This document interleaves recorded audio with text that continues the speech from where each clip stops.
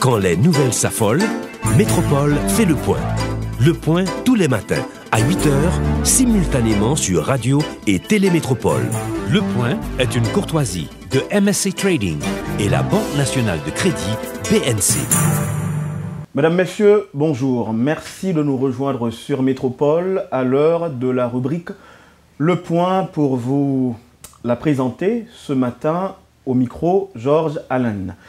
Ce matin, nous recevons deux groupes d'invités. Dans un premier temps, nous aurons à parler de l'enfance avec les docteurs Florencine Saint-Surin, qui est la présidente de la Société haïtienne de pédiatrie, Jacques-Alain Pelletier, qui est le directeur exécutif de la Société haïtienne de pédiatrie, et enfin le docteur Claude Surena, qui est au cabinet de la ministre de la Santé publique et de la Population. Ils sont là avec moi en tout premier lieu.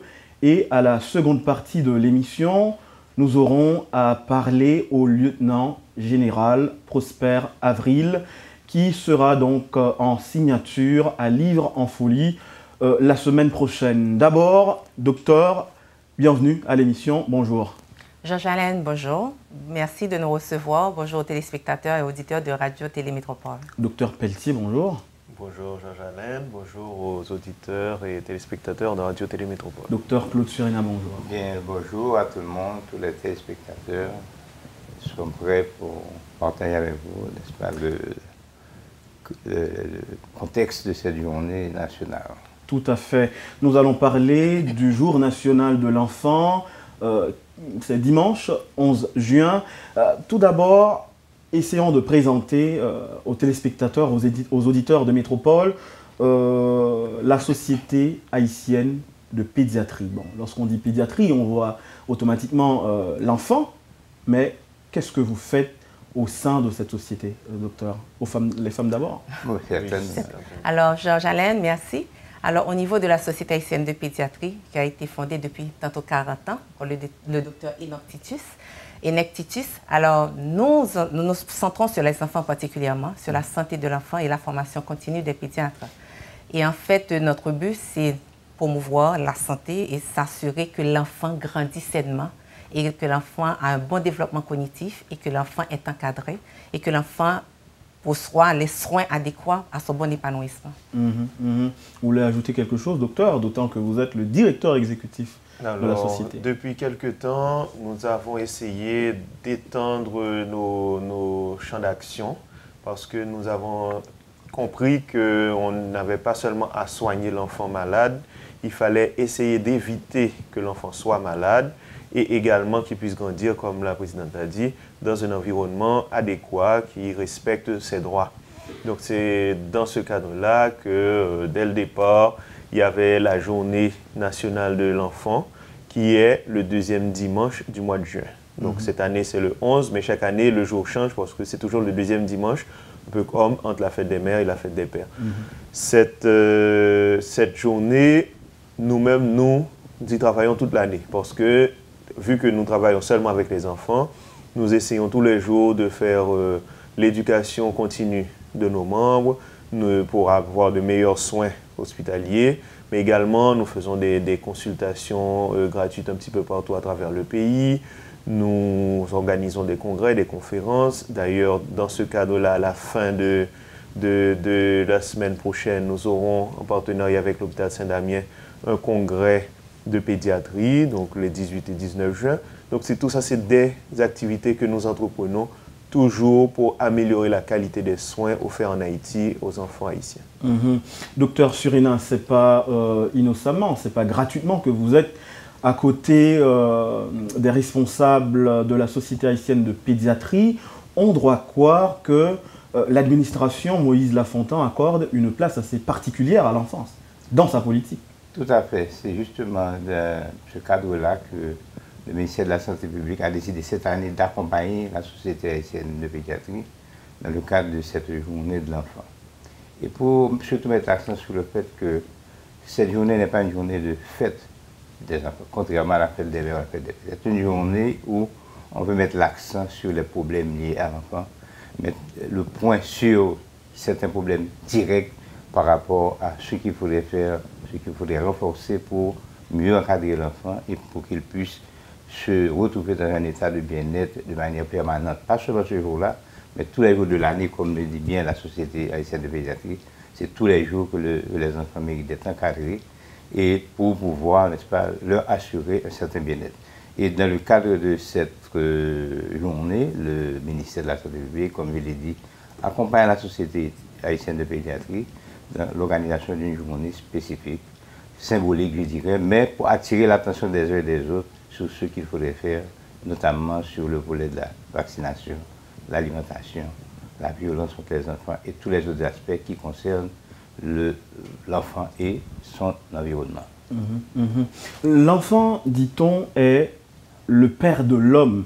Ça, on est en plein dans la philosophie. C'est pour dire que l'homme que l'on est aujourd'hui est le résultat de l'éducation qu'on a reçue dès l'enfance, etc., etc. Voilà ce qui m'amène à vous poser la question, docteur Saint-Surin.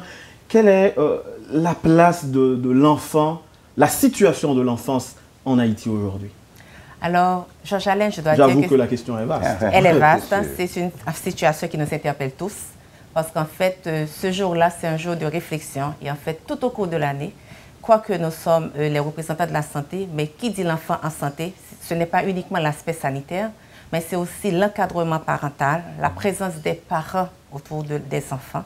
Et c'est le développement cognitif, c'est s'assurer que cet enfant, il est couvert par rapport à la vaccination, mais c'est un enfant qui a été allaité, qui est bien nourri, qui lui permettra de développer, enfin, de bien s'épanouir et de devenir l'adulte de demain.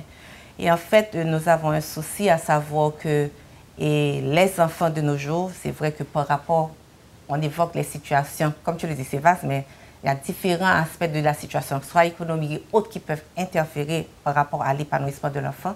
Mais c'est important en ce jour et au cours de l'année de se centrer sur l'enfant, de s'assurer de bon encadrement, de bon développement sanitaire, d'une bonne croissance, d'une bonne alimentation, que cet enfant est instruit, mais surtout que les parents lui accordent beaucoup d'amour, beaucoup d'attention. Et en fait, s'assurer que cet enfant-là, en fait, c'est un sujet qui nous interpelle, à savoir, on ne veut pas écarter la technologie, mais en fait, que cet enfant n'est pas trop adepte, mais s'épanouit comme un enfant normal, à savoir qu'il joue, qu'il ait des interactions avec son environnement. Et en fait, que ce parent l'emmène chez le médecin le plus proche pour être à jour, que ce soit avec sa vaccination, qu'il soit en bonne santé. Et en fait, que cet enfant qui est bien encadré, parce que nous savons que les 3 premières années de la vie de l'enfant sont décisives pour le reste, parce que c'est au cours de ces 3 premières années que l'enfant emmagasine, que son bagage, que ce soit émotionnel, intellectuel et sanitaire, si on veut dire, et s'épanouir pour devenir l'adulte qui sera demain. Et on a pu voir qu'il y a des adultes aussi qui présentent des pathologies qui sont des séquelles d'une mauvaise alimentation, d'une enfance mal vécue, des traumatismes de l'enfance, d'agression de l'enfance. Donc en fait, c'est vraiment un moment de réflexion où certaines fois, par rapport au train-train de la vie, certaines fois, par rapport aux obligations, on ne prend pas le temps de s'arrêter, d'écouter cet enfant qui voudrait nous parler, nous interpeller, et on lui accorde une tablette, on lui donne la télé, plutôt que de lui accorder ce temps-là, de l'emmener soit chez son médecin, soit de s'asseoir et de discuter avec lui, soit de s'enquérir de ce dont il a vraiment besoin. Donc, vous avez essayé d'ajouter, docteur, de manière subreptice, enfant mal vécu. Et lorsqu'on regarde le pays, Haïti, on voit qu'il y a pas mal d'enfance mal vécue. Qu'entendez-vous par cette expression, enfance mal vécue? On a tous dans nos consultations des enfants qu'on reçoit, on voit qu'ils sont quand même un peu négligés, disons, que ce soit au niveau de la situation économique, mais surtout aussi au niveau du manque d'encadrement.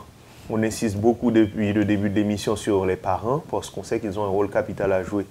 On assiste depuis pas mal d'années à une démission des parents. L'instruction civique et morale, le sens de l'honnêteté, tout ça, c'est l'éducation, c'est à la maison. Le professeur à l'école ne peut pas tout faire, le pédiatre à sa clinique ne peut pas tout faire. Il faut que les parents s'impliquent pour vraiment avoir un enfant qui va avoir un bagage suffisant pour être quelqu'un d'honnête, quelqu'un d'intègre, enfin un citoyen vraiment correct pour bénéficier à la société. Donc lorsqu'on a une démission parentale telle qu'on constate, où pratiquement ceux qui ont des moyens économiques, ils sont trop occupés à travailler, ils donnent des tablettes, comme a dit le Dr Siné, des tablettes ou des téléphones pour que l'enfant s'occupe et ne les dérange pas quand ils sont là, ou alors ils ne sont pas là. On a également ceux qui ne peuvent pas faire autrement, donc qui doivent travailler 2 ou 3 emplois pour arriver à joindre les 2 bouts. Donc finalement, l'enfant, il se retrouve tout seul. Ils sont avec soit les nounous, soit un gardien ou quelqu'un, ou tout simplement une grand-mère. Mais bon, finalement, l'enfant, est-ce qu'il reçoit une éducation correcte? Est-ce qu'on peut voir quand est-ce qu'il commence à développer un problème quelconque? Moi, j'ai des enfants qui arrivent, le père était en province parce où est la mère parfois. Et puis, donc, l'enfant est malade depuis plus d'1 mois ou 2 mois. Et puis, c'est en rentrant qu'ils se rendent compte que la personne qui s'occupait de l'enfant n'avait même pas remarqué que l'enfant avait plein de problèmes. Parfois, c'est par manque d'expérience. La personne n'a pas remarqué certaines choses. Il y a des violences qui se font après à l'âge adulte, ou alors un enfant qui est abusé sexuellement, qui ne peut pas parler parce que c'est cette personne qui lui donne à manger, donc il a peur, il y a une influence quelconque. Et puis, à l'âge adulte, maintenant, cette personne-là sera un reliquat, un rebut de la société, mais parce qu'il a subi quelque chose dans l'enfance. Donc tout ça aussi, c'est des choses à prendre en compte. On travaille assez souvent avec des psychologues pour ça. Mais les pédiatres, comme je dis, ne peuvent pas tout faire. C'est vraiment important que les parents soient impliqués. Voilà, le tableau n'est pas reluisant du tout, docteur. Vous-même, vous êtes, je ne dirais pas décideur, mais vous êtes à côté d'un décideur, parce que vous faites partie du cabinet de la ministre de la Santé publique. Au sein du ministère de la Santé publique, vous avez une politique de l'enfance, et vous l'aviez dit tout à l'heure. Comment cette politique est-elle implémentée? Comment vous l'implémentez, cette politique? Quels sont les grands volets, en quelque sorte? Bon, en réalité, vous devez sûrement avoir souvent entendu parler de santé maternelle-infantile, qui est la porte d'entrée des problèmes de santé au niveau du ministère de la Santé. C'est pour vous dire comment que les problèmes de la mère, donc, et certainement les problèmes de l'enfant sont au centre des différentes priorités du ministère de la Santé. Il y a des programmes dédiés à l'enfant, et qui implique tous les volets dont vient de parler le docteur Pelletier, volets psychologiques, volets alimentation, volets vaccination. Donc il y a tout un programme et qui est constamment mis en application. Et c'est pourquoi depuis certaines années, le ministère de la Santé a mis en place une approche qui est l'approche des cliniques mobiles scolaires, où de manière régulière, des équipes médicales vont dans les écoles ou dans certains quartiers populaires pour organiser des cliniques populaires au bénéfice des enfants. Donc, c'est une stratégie qui a été mise en place depuis quelques années et qui continue. Et c'est dans ce cadre-là que, justement, demain, il y aura de manière symbolique une clinique mobile dans un quartier de cité scolaire pour attirer et mettre l'accent sur les problèmes de l'enfant.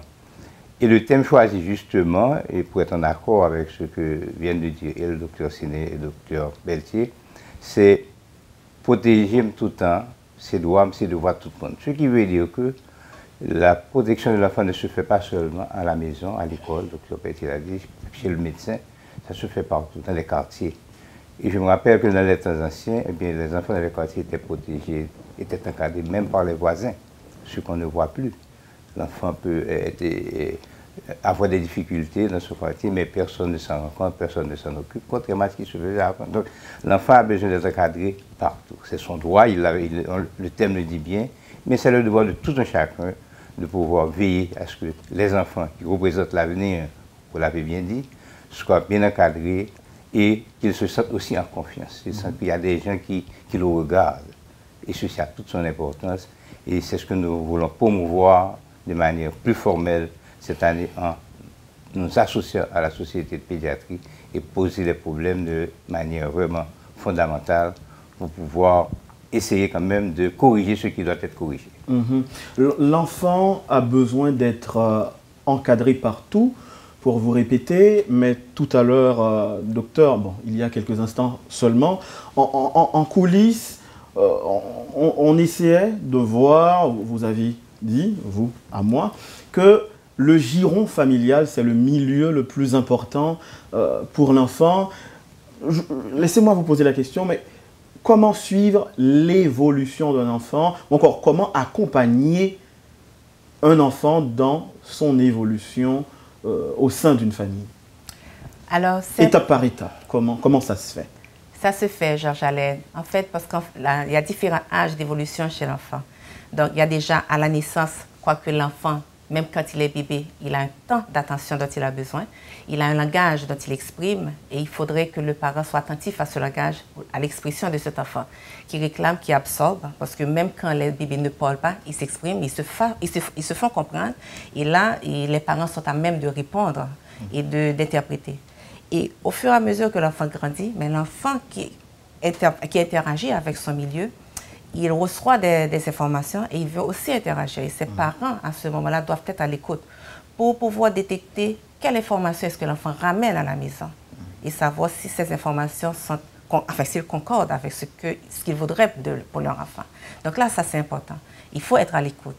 Et là, cet enfant-là, dont les parents sont à l'écoute et interagissent, donc cet enfant est à même de s'orienter dans le cadre, dans le canal, le circuit que les parents voudraient pour cet enfant.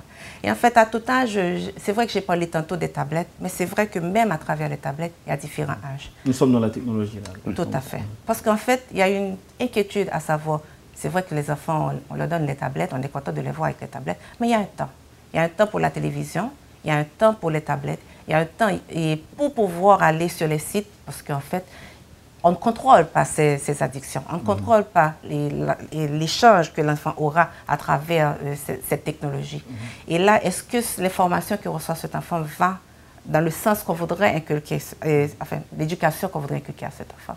Donc là, ça devient un souci constant de toujours interagir et que aussi, je ne sais pas pour vous, Georges Alain, mais j'ai grandi, je savais jouer.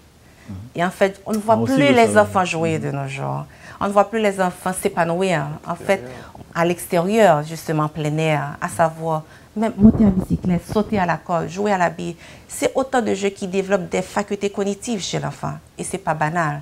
Donc, en fait, laisser les enfants aller plutôt que de les enfermer. C'est vrai qu'on est de plus en plus enfermés dans un cadre, un contexte, et les parents se sentent, je ne dirais pas sécures, mais tranquilles, si on peut dire, que de laisser l'enfant face à la télé, face à un gadget quelconque. Non, il faudrait interagir, communiquer, discuter.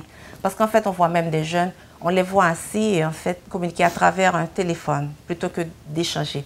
Mais tout cela, c'est pour vous dire, ça fait partie de l'épanouissement de cet enfant. Parce que qui dit l'individu de demain, c'est l'enfant qui est capable de réfléchir, d'agir, de communiquer, d'interpeller et de comprendre ce qui se passe pour pouvoir devenir l'individu qui fera le citoyen, si vous voulez, qui deviendra l'homme de demain et en fait le pays de demain.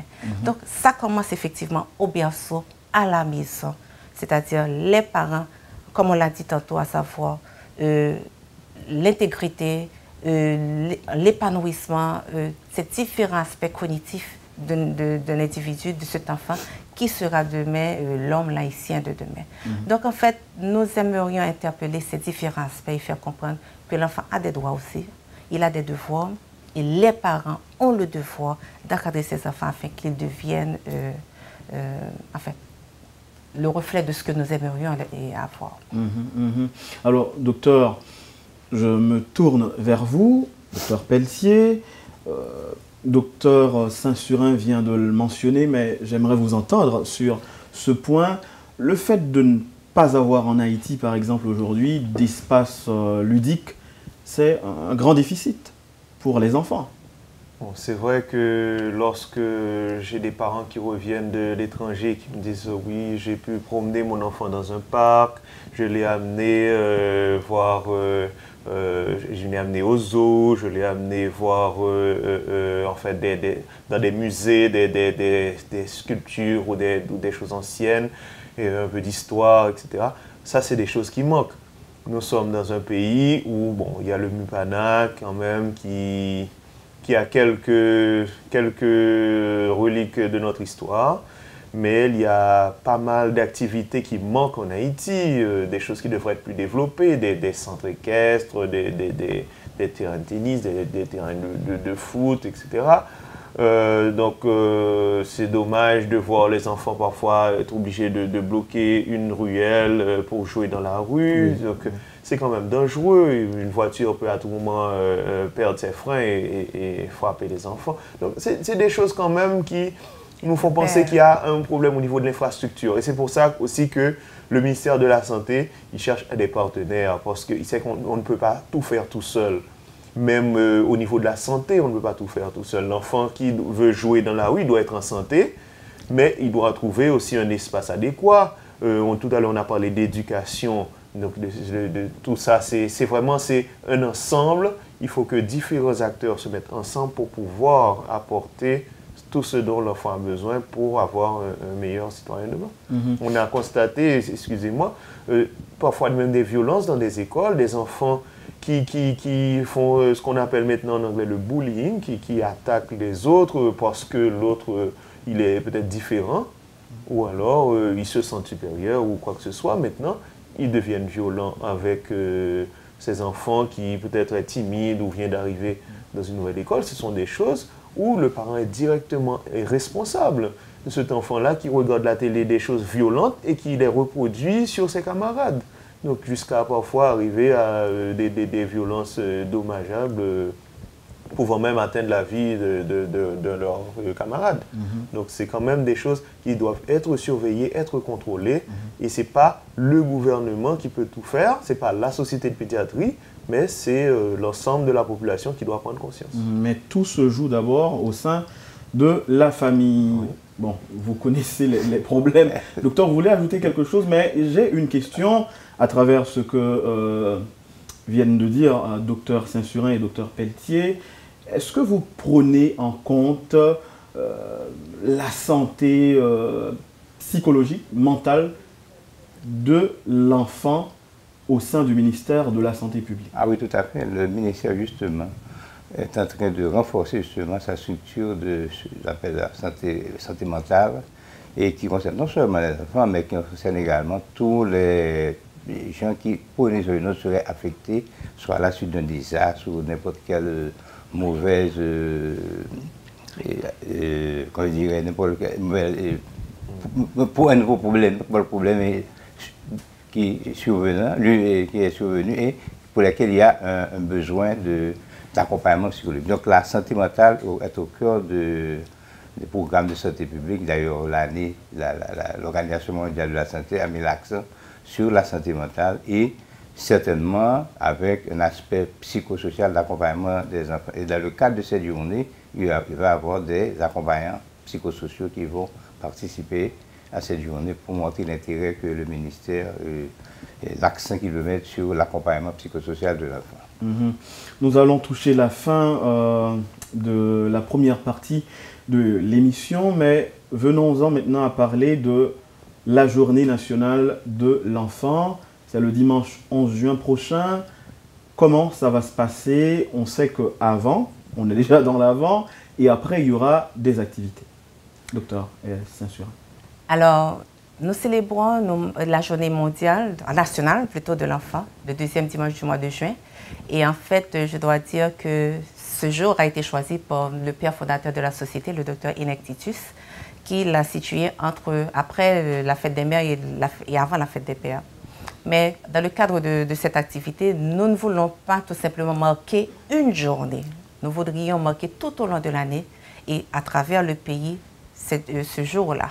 À savoir, nous allons démarrer samedi officiellement avec une activité de clinique mobile et qui se fera au niveau du foyer Saint-Vincent à Cité-Soleil. Et en fait, où il y aura une consultation pédiatrique. Et en fait, ensuite, tout au cours de l'année, nous aurons à avoir des activités au niveau de la Société haïtienne de pédiatrie, à savoir de sensibilisation, de promotion, à savoir au niveau de la santé, que les parents amènent les enfants à se faire vacciner. Et si tu permets, Georges-Alain, d'en remettre un petit message pour les parents, pour comprendre l'importance du jour national Timoun ça. Le jour national Timoun ça, nous t'en remettre que comprendre pour réfléchir, pour penser Timoun. Parce que Timoun, non seulement il a besoin de vacciner, mais il a besoin de l'amour maman, il a besoin de l'amour papa, il a besoin d'attention. Il a besoin pour que maman qui fait Timoun pour lui balle tété. Il a besoin pour que lui connaisse que faut qu'il apprenne Timoun pour lui laver main. Il a besoin pour lui apprendre Timoun que avant que lui fasse quelque soit activité, faut qu'il communique avec les parents. Il a besoin tout pour lui connaître que s'il ne pas senti bien pour communiquer avec les parents pour les dire, pour aller à la docteur tout de suite. Il y a des signes que il a présentés à savoir que s'il est malade, s'il fait une pneumonie et s'il a une diarrhée pour mener Timoun au docteur. Donc nous t'aimons que les parents comprennent l'importance de présence par rapport à Timoun et que Timoun a besoin d'amour, il a besoin de soins. Et il fut un temps, moi-même, j'ai grandi, j'ai dit, Jean-Docteur Surina Sodil, dans le quartier, voisin, c'était famille. Et que même si les parents ne sont pas là, mais ils connaissent qu'à compter sur voisin, qu'à voyager sur Timoun. Timoun, son Timoun que lié. Donc, tout le monde, il faut que nous voyions sur lui pour aller dans les citoyens que nous avons besoin pour demain. Donc, l'état important pour que nous fassions réfléchir pour un petit temps pour nous comprendre comment on a encadré Timoun et comment il est important pour qu'ils accordent un soin et que pour avancer avec eux. Docteur Surina, on peut ajouter? Oui, en réalité, je profite de dire que, en fait, compte dans 4 journées de l'enfant, mais et quand même dans 4 programmes même que le ministère a gagné pour l'enfance, nous avons une réflexion qu'a fait actuellement avec tout partenaire qui est intéressé par le problème de santé Timonio. Donc, actuellement, Société de pédiatrie, UNICEF et une bonne autre organisation qui penche sur le problème Timon. Et mais il y a actuellement le bureau Première Dame qui est très intéressé à l'enfant, du fait de problème Timon, une priorité pour lui. Et donc, nous travaillons pour que nous présentons un programme d'attention que lui-même, Première Dame, n'a pas laissé appliquer pour renforcer ce que le ministère fait, ce que l'autre société a fait pour le bien-être des enfants. Donc, la journée de l'enfant, c'est un point de départ, mais ne pas prêter à journée seulement. Donc, le docteur Sénédine, nous allons continuer la sensibilisation pendant toute semaine au niveau de tous les départements. Et même après semaine, ça, nous allons quitter Timonio à côté, nous allons continuer à travers des programmes structurés, nous continuer à faire ça capable pour renforcer tout effort qu'on fait, mettre toute capacité de nous pour accompagner Timonio et assurer un certain encadrement bien meilleur pour capable vivre dans de meilleures conditions. Docteur Pelletier, ou pas anti-monde, mais apparemment c'est plus jeune, non? Bon, dernier mot. Oui, effectivement, c'est plus jeune, non? Mais ça que me fait, c'est que la Société pédiatrie a tellement voulu impliquer là, donc nous gagnons toute semaine, nous continuons en dehors de samedi, demain là, nous avons une clinique mobile Cité Soleil là. Mais dans ce semaine, tout, nous avons des interventions de pédiatres dans plusieurs médias, dans l'autre média sœur, ici à tout. Et nous avons terminé avec un fundraising que nous avons fait pour l'organisation de nos petits frères et sœurs gays orphelinats dans plusieurs côtés dans le pays, qui ont un gros hôpital dans Tabor là, que nous avons laissé aider eux. Et puis, nous avons gagné justement un congrès à tout. Donc, gala, c'est levé de fonds, c'est 17 juin, samedi 17 juin. Et puis, 18-19, c'est congrès à lui-même qui pour pédiatres, infirmières, médecins, pour venir entendre qui ça gagné dans ça que nous avons besoin de faire, c'est-à-dire c'est vers la pédiatrie de spécialisation. C'est-à-dire nous avons gagné plus spécialistes dans la pédiatrie même, c'est-à-dire cardiologue pour tout le monde, néphrologue pour tout le monde, monde qui a occupé rein, qui a occupé intestin, qui est spécialisé pour tout le monde, neurologue pour tout le monde. Donc c'est ça que nous avons besoin qui thème congrès que nous allons aborder là et les 18-19 juin. Voilà, ainsi s'achève la première partie de l'émission et à la seconde, nous allons recevoir le lieutenant général Prosper Avril. Merci à vous, docteur. Merci Georges-Alain, merci à Métropole de nous recevoir toujours. Merci. Le Point est une courtoisie de MSC Trading et la Banque nationale de crédit BNC. Vous suivez, mesdames, messieurs, la rubrique Le Point de Radio Télémétropole. Comme annoncé à la seconde partie de l'émission, notre invité, le lieutenant général, président Prosper Avril, bonjour et bienvenue sur Métropole. Bonjour, M. Alain, et c'est un plaisir pour moi d'être avec Télémétropole ce matin pour, à la veille de la 23e édition de Livre en folie, pour parler de ma prochaine production qui sera exposée à cette foire. Donc, c'est avec plaisir que je salue les téléspectateurs et je leur dis un grand bonjour. Alors, c'est l'écrivain que l'on reçoit ce matin et le livre est là. Oui. 26 avril 1986, Tragédie devant le Fort Dimanche. Et l'autre ouvrage, c'est en anglais, Adventurers or Heroes. En français, Aventure militaire des 13 guérilleros de Jeune Haïti. C'est ça? C'est bien ça, c'est bien ça.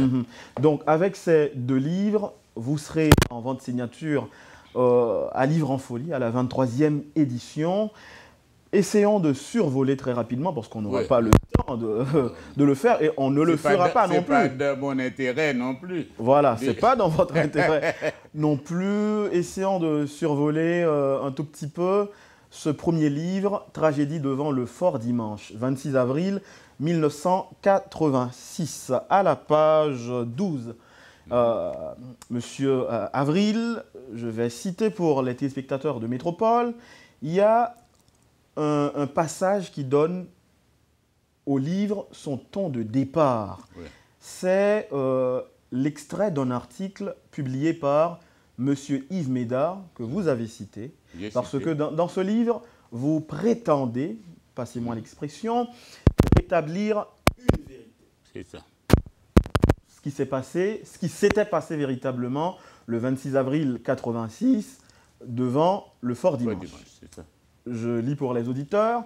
Le 26 avril 1986, la main assassine de Fort Dimanche frappa à nouveau. Des manifestants, après le départ de Jean-Claude Duvalier, voulaient rendre un premier hommage à leurs martyrs en se présentant sur les lieux des crimes sordides. Les militaires de Nancy tirèrent sur les pèlerins des armées. Des dizaines de cadavres jonchèrent la route maudite. Vous citez Yves Médard et selon vous, c'est un fait mal rapporté. Très mal rapporté, parce que ce n'est pas l'expression de la vérité. Et puisque à cette époque-là, j'étais sur le terrain, et tout d'abord en tant que secrétaire exécutif du gouvernement d'alors, le Conseil national de gouvernement, et ensuite un des fervents admirateurs du lieutenant Benoît qui avait organisé cette cérémonie commémorative et à l'intention de ses parents disparus le 26 avril 1963. Vous parlez de François Benoît. De François Benoît. J'étais moi aussi à l'église ce jour-là et j'ai même participé à une partie du cortège de la procession qui s'était rendue d'abord devant la maison, ce qui représentait l'emplacement de cette maison qui a été détruite ce jour-là, ce même jour du 26 avril. Et j'ai vu comment cela s'est déroulé. Et après aussi, j'ai eu à expérimenter l'atmosphère de la ville.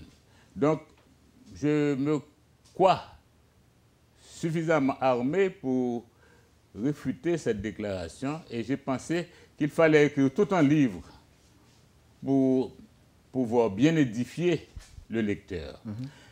Parce que parler de 1986, du 26 avril 1986, ça n'allait rien dire au lecteur attentif si on ne parle pas de 1963. Parce que l'écrivain ne doit pas se contenter d'établir les faits, mais aussi les causes des faits, des événements. Donc c'est ainsi que ce livre est divisé en 5 chapitres.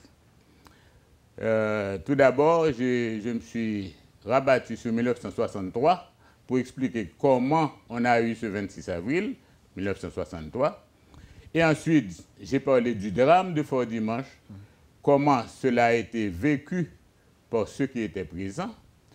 Et ensuite, j'ai parlé d'une enquête qui a été menée par le grand quartier général à l'époque pour faire la lumière sur ce qui s'était passé, vu l'atmosphère vraiment émotionnelle qui existait dans la ville à ce moment-là. Donc ça a pris les 3 derniers chapitres et les éléments de l'enquête proprement dite et les conclusions de l'enquête. Alors, si vous comprenez bien, on ne peut parler, on ne peut le tableau qui réunait le 26 avril 1986, on parle de massacre, on parle de tuerie, sans remonter dans l'histoire jusqu'au 26 avril 1963, sous la présidence de François Duvalier, c'est exact. Pour comprendre réellement. D'abord, pour les téléspectateurs, les auditeurs de Métropole, essayons de voir succinctement, très rapidement, vraiment brièvement, qu'est-ce qui a donné lieu au massacre d'officiers, de familles d'officiers, le 26 avril 1963, sous la présidence de François Duvalier. Et voilà, en cette année 1963, l'année 1963 avait une particularité. C'était l'année de l'échéance de la fin du mandat présidentiel accordé au docteur François Duvalier par les élections de 1957. Et après ces élections de 1957, le pouvoir avait pensé changer la Constitution. Donc on a eu la Constitution de 1957 qui a remplacé celle de 1950. Et dans cette Constitution, personne n'a vu que cette Constitution avait aboli le Sénat de la République et parlait seulement de la Chambre des députés. Et François Duvalier, lui, qui savait ce qu'il faisait, il a organisé des élections législatives en 1961 pour former la Chambre législative et il n'a rien fait pour le Sénat de la République. Maintenant, dans les bulletins des candidats à la députation, on a porté le nom de François Duvalier pour un nouveau mandat présidentiel après l'échéance, avant même l'échéance du premier mandat qui devait se terminer en 1963. Candidat unique. François Duvalier était candidat unique. Il n'y avait même pas de candidat, c'était comme un référendum. Puisque les autres ne savaient même pas personne ne savait qu'il y allait avoir élection. Donc il n'y a pas eu de campagne électorale, il n'y a rien eu. Seulement la position du nom de Dr François Duvalier comme président de la République pour un nouveau mandat présidentiel. Mais ce qui est arrivé, la classe politique n'avait pas réagi après ce subterfuge, je dirais, du président Duvalier. Et c'est seulement après un article publié en janvier 1963 par le doctrinaire Michel Lamartine-Honorat que la sonnette d'alarme avait été tirée. Cet article a été publié dans le quotidien Le Nouvelliste qui s'appelait Angoissante vérité, où il disait qu'il fallait ne pas avoir peur de dire la vérité. Et à la suite de cet article, les gens commençaient à bouger, particulièrement le gouvernement des États-Unis a signifié que le 15 mai, le gouvernement, des élections doivent se faire avant le 15 mai pour l'installation de nouveaux gouvernements. Et les gens commençaient à bouger, surtout au sein de l'armée. Au sein de l'armée, pourquoi? Parce qu'à la suite de la création de la milice civile, plusieurs officiers n'étaient pas trop contents de leur rapport avec ce nouveau corps, avec des membres de ce nouveau corps. Il y avait une disparité. Pardon? Il y avait une disparité? Non, c'est-à-dire que détenteurs de l'autorité depuis des temps, maintenant, des officiers se voient... éclipsés par la milice? Pas éclipsés, parfois agressés, et verbalement, etc., et des membres de la milice. Et plusieurs d'entre eux disaient que c'était une situation à changer. Et comment changer? C'était par le départ du gouvernement. Donc, l'approche du 15 mai avait donné des idées à plus d'un et on a eu ce fameux complot du 10 avril que j'ai relaté dans le livre, mené par le colonel Lionel Honorat, et précisément le jeune frère du doctrinaire Lamartine Honorat, et complot qui a échoué lamentablement. Donc, tout est dit dans le livre au sujet de ce complot et comment il a été déjoué. Maintenant, on est venu à parler de la suite de ce complot, où il y a eu limogeage de plus d'une soixantaine d'officiers de l'armée, et parmi lesquels le lieutenant François Benoît, qui revenait d'un concours de tir à Panama-Calanzone, où les forces armées d'Haïti étaient sorties deuxième après les États-Unis au concours.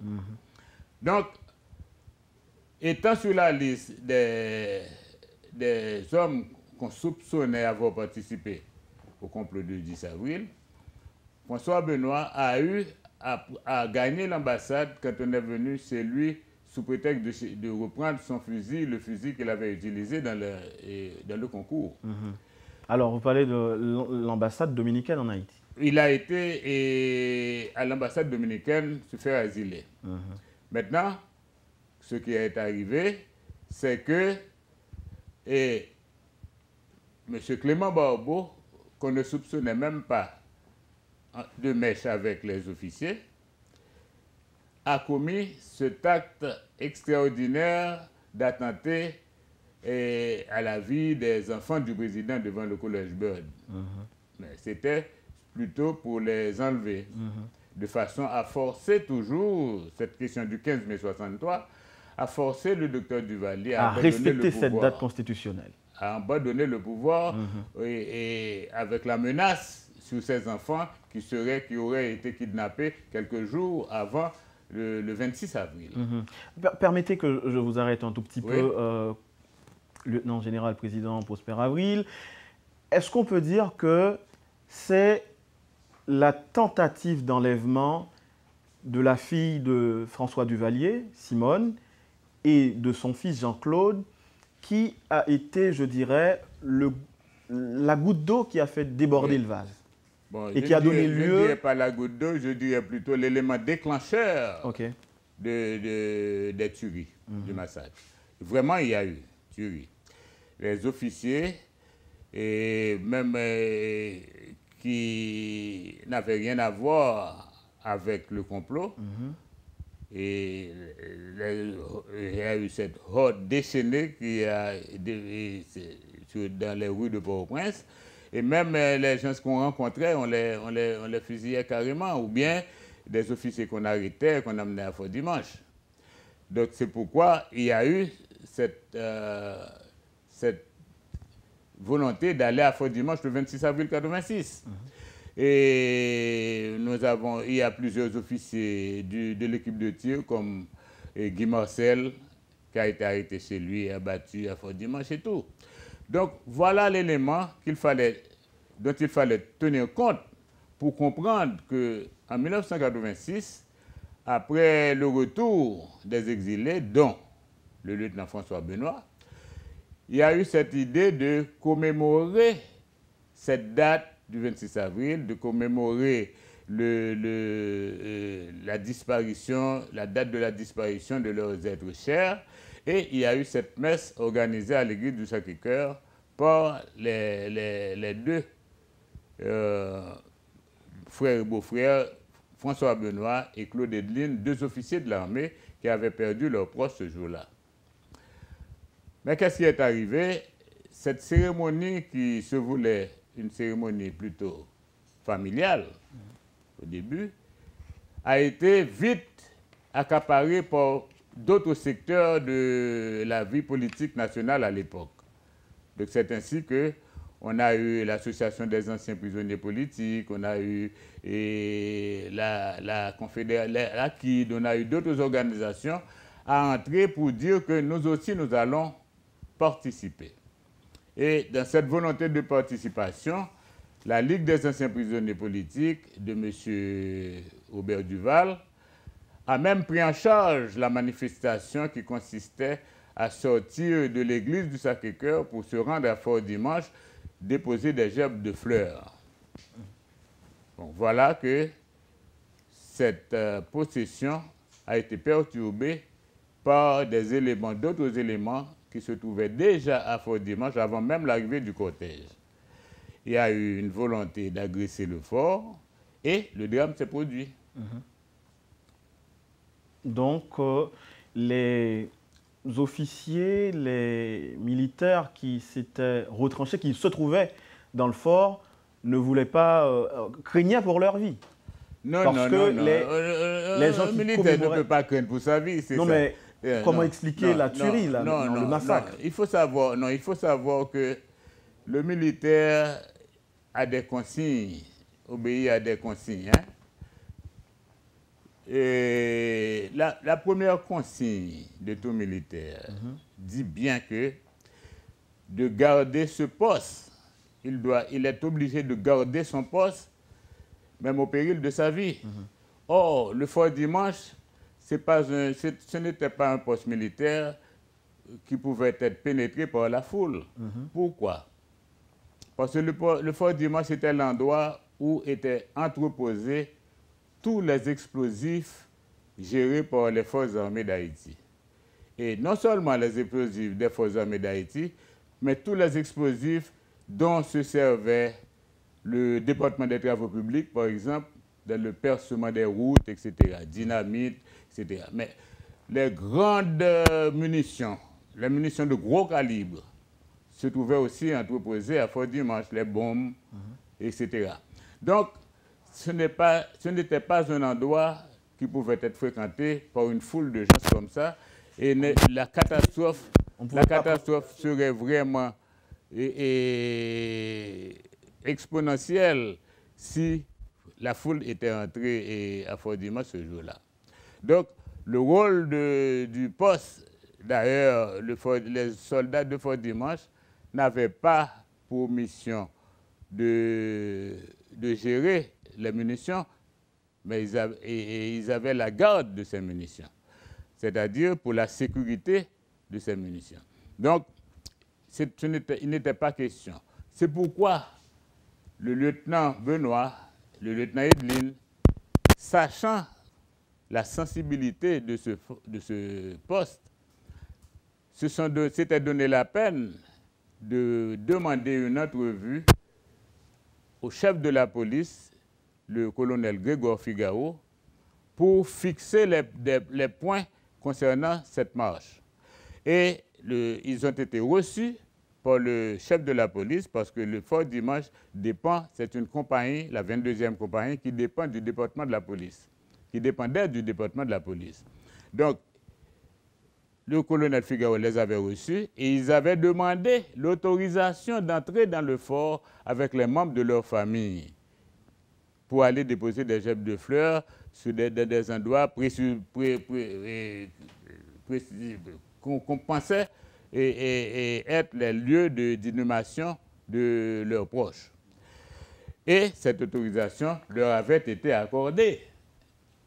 On ne leur avait pas refusé l'autorisation. Donc, peut-être une vingtaine, une trentaine de membres de cette famille allaient pénétrer à l'intérieur du fort et remplir leur devoir de mémoire. Vous voyez, donc, mais ce n'était pas le cas pour la foule qui demandait allègrement que tout le monde doit entrer dans le fort. Ils étaient estimés à 2-3 milliers de personnes. Et la garnison de Fort Dimanche ne dépasse pas 150 personnes. Donc, il y allait avoir tuerie des soldats et aussi incendie des dépôts de munitions. Vous voyez ce que cela allait produire. C'est pour cela que j'ai parlé de traite pour leur vie. Ouais. Bon. Donc, je ne veux pas dire traite pour leur vie. Ils étaient plutôt attachés à l'application de leur devoir. C'était leur devoir de protéger ce poste, au péril de leur vie. S'ils avaient craint pour leur vie, ils auraient pris la fuite. Bon, vous voyez, donc c'est là la situation. Et après ce drame, il y a eu beaucoup de palabres.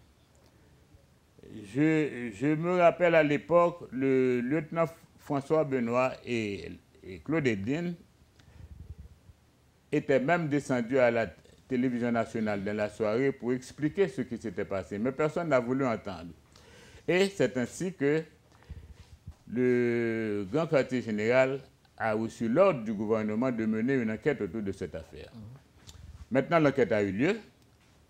Je ne sais pas ce qui s'était passé, malgré que dans mon livre, on verra que l'enquête transmise, les résultats de l'enquête transmis au gouvernement, le président du gouvernement militaire avait annoté le rapport, le général Nafi avait annoté le rapport et demandé qu'on donne suite au rapport.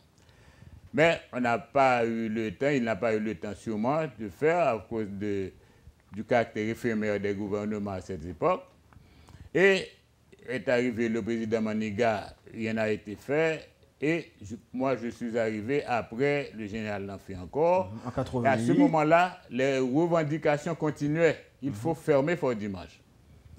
Donc, devant la chose, j'ai demandé au grand quartier général de m'envoyer l'enquête pour que je puisse faire publier ces résultats de la presse, pour que tout le monde puisse avoir une idée de ce qui s'était passé exactement.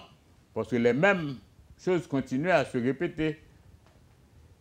Mais je n'ai pas eu le temps, moi aussi, de publier. Mais en homme de dossier, j'avais cette enquête sous copie dans mes dossiers personnels aussi. Donc, à la célébration aux commémorations du 30e anniversaire de cet événement en 2016, j'ai lu cet article-là et je me suis dit, puisque j'ai cette enquête en main, il n'est pas bon de laisser l'opinion générale avec une version erronée des faits. Donc, j'ai pris la décision d'écrire ce livre et je l'ai fait. Donc, vous croyez avoir dit la vérité. La vraie vérité. La vraie vérité, ce qui s'était passé, c'est dans ce livre-là. Et entériné déjà par beaucoup d'acteurs de l'époque et aussi par cette commission d'enquête du grand quartier général qui avait qui était composée des officiers les plus crédibles des forces armées et qui a reçu des témoignages d'officiers crédibles et de personnalités civiles comme un personnage comme Emmanuel Ambroise, qui a été appelé en dernier lieu pour que la commission puisse vraiment fixer son opinion sur le problème. Donc, sans prétention, Monsieur Avril, est-ce que, après tout ce que vous dites dans ce livre comme vérité, ne peut pas trouver d'autres... Est-ce que d'autres versions ne peuvent pas contredire, remettre en question tout? Non, il n'y a pas moyen? Non, je ne prétends pas que je parle ex-cathédrale et que tout le monde doit se plier, mais tout le monde doit réfléchir et utiliser les documents que j'ai présentés pour les analyser au pain fin et conclure et arriver à leur propre conclusion. Mais leur conclusion sera que ce que j'ai dit, c'est ça, et la vraie histoire de ce qui s'était passé.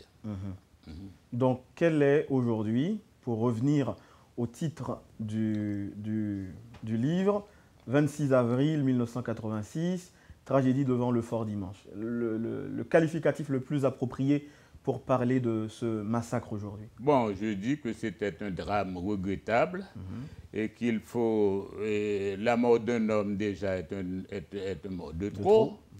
Et il faut déplorer ce qui s'était passé, mais il n'est pas bon de profiter d'une circonstance pour diaboliser une institution.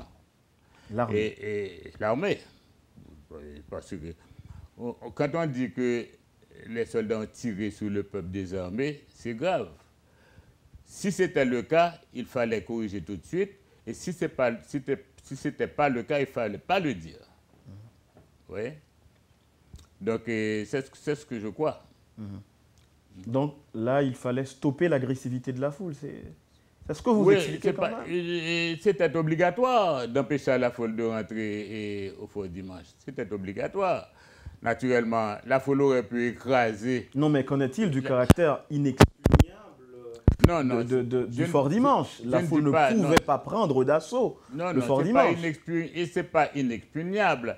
Parce que le fort dimanche n'avait comme clôture que du barbelé et des petits pilotes de barbelé.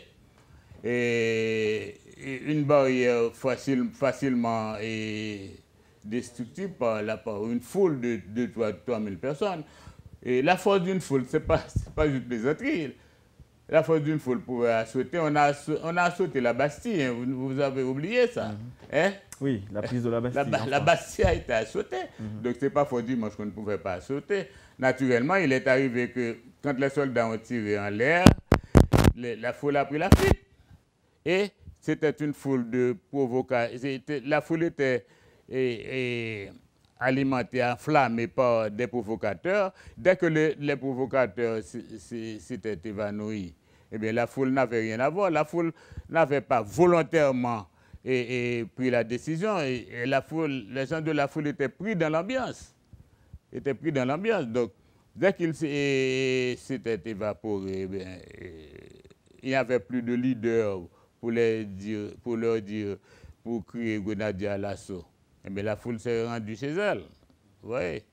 Donc, ils n'ont pas continué à forcer l'entrée du fort dimanche. Pour avoir été lieutenant général, je vais vous poser une question d'actualité, comment voyez-vous aujourd'hui une armée? La remobilisation de l'armée en 2017. C'est la question du jour et j'ai l'impression que le gouvernement est en train d'y pencher. Dans mon livre, j'ai fait allusion au livre blanc qui a été publié l'année dernière sur l'initiative du gouvernement du président Martelly. Il y a eu un comité du livre blanc présidé précisément par le lieutenant François Benoît, qui après son retour au pays, a fait carrière comme ambassadeur d'Haïti à Washington sous mon gouvernement, puis ministre des Affaires étrangères, et avec ses connaissances militaires, et qui a été la plus grande victime du régime et du Valier. Eh bien, lui aussi, il est pour la réflexion d'une armée. Je dis bien réflexion, je ne dis pas remobilisation, parce que l'armée que le pays doit avoir maintenant doit être une armée totalement nouvelle. Et je ne sais pas encore comment on va faire les approches, mais je crois que ça doit être une armée. Pourquoi? Parce que le monde a évolué pas précisément. Ou parce que le passé de l'armée d'Haïti est trop noir. Parce que pourquoi? La structure que l'armée d'Haïti avait, c'est cette structure qu'il a mise de la situation où elle s'est trouvée.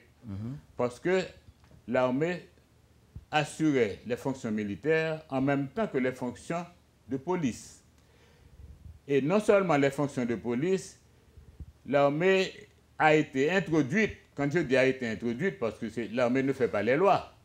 Et tout ce que faisait et toute la responsabilité de l'armée était appuyée par des lois. Et même la Constitution, depuis la Constitution de 1932, qui disait que l'armée était responsable des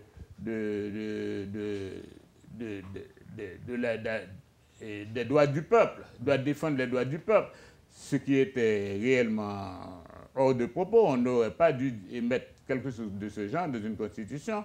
Et on a eu une armée totalement hégémonique qui se trouvait de tous les coins et recoins du pays, c'est-à-dire l'armée était responsable de la police des villes, responsable de la police des communes, responsable de la police de la section rurale.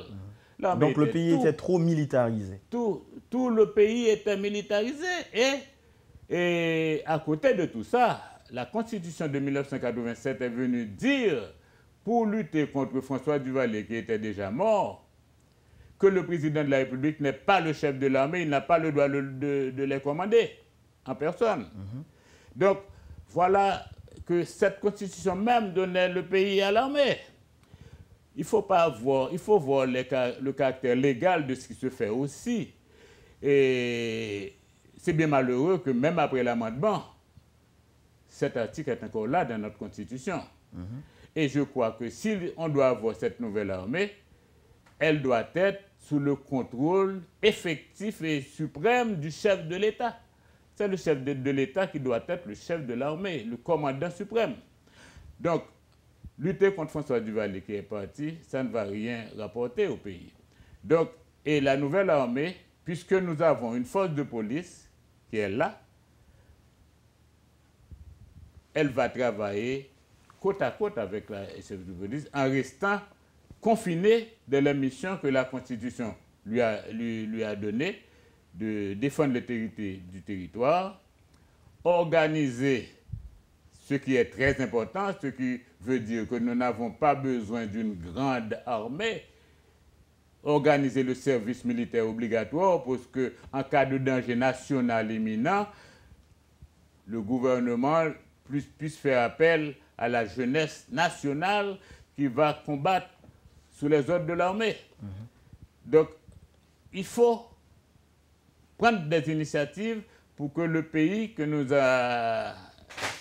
ont légué nos ancêtres ne disparaisse pas un jour pour nos enfants et nos petits-enfants.